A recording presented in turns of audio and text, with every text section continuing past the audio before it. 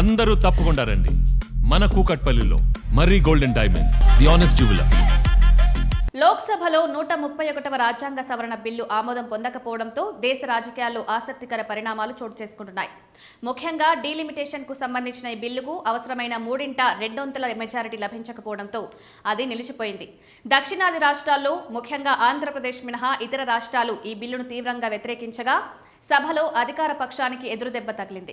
దీంతో విపక్ష పార్టీల్లో ఆనందం వ్యక్తమవుతుండగా బీజేపీయేతర ప్రభుత్వాలు ఉన్న రాష్ట్రాల్లో రాజకీయ చర్చలు మరింత వేగం పుంజుకున్నాయి. ఈ పరిణామాలతో ఆంధ్రప్రదేశ్ ఉప ముఖ్యమంత్రి పవన్ కళ్యాణ్ స్పందిస్తూ మహిళల ప్రాతినిధ్యాన్ని పెంపొందించే చారిత్రక అవకాశాన్ని ప్రతిపక్షాలు కావాలని అడ్డుకున్నాయని విమర్శించారు. మహిళా సాధికారతకు దోహదపడే సంస్కరణలను అడ్డుకోవడం ద్వారా వారు ప్రజాస్వామ్య విలువలను దెబ్బతీశారన్నారు. మహిళా రిజర్వేషన్ బిల్లుకు మద్దతివ్వకపోవడం ద్వారా ప్రతిపక్షాలు జాతీయ ప్రయోజనాల కంటే రాజకీయ ప్రయోజనాలకే ప్రాధాన్యతనిచ్చాయని మండిపడ్డారు.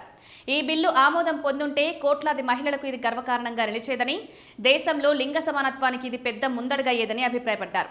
ఎన్డీఏ మిత్రపక్షంగా తాము ఈ బిల్లును తీసుకొచ్చిన ప్రధాని మోదీ నాయకత్వాన్ని స్వాగతిస్తున్నామన్నారు.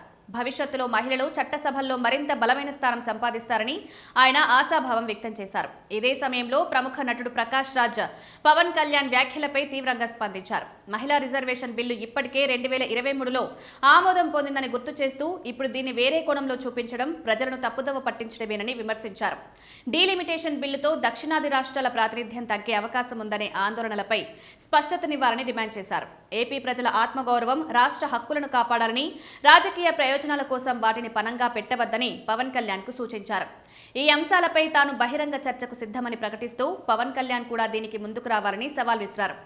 మొత్తం మీద ఈ వివాదం రాజకీయంగా మరింత వేడెక్కే సూచనలు కనిపిస్తున్నాయి.